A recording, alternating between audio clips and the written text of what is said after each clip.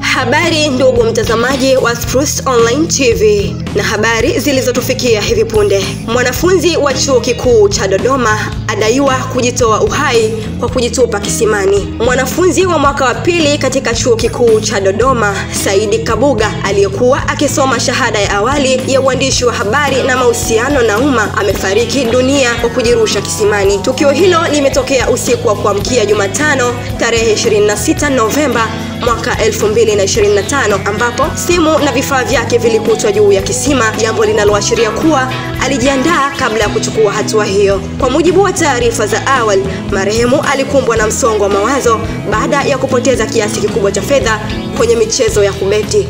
Kamanda wa polisi mkoa wa Dodoma, Gala Sihiera, amethibitisha kutokea kwa tukio hilo na kusema uchunguzi unaendelea kubaini sababu kamili, ingawa dalili zinaonyesha kuwa kijana huyo alijitupa mwenyewe. Mwanafunzi mwenzake amesema kuwa marehemu alibeti fedha ya ada na baada ya kupoteza alianza kuingiwa na hofu kubwa kuhusu namna atakavyoeleza wazazi wake. Tukio hili limeacha simanzi kubwa chuoni na kuzua mjadala kuhusu athari za michezo ya kubeti kwa vijana na ukosefu wa fedha unawakabili wanafunzi wa elimu ya juu. Msomaji wako ni mimi Ajmina Ibrahim.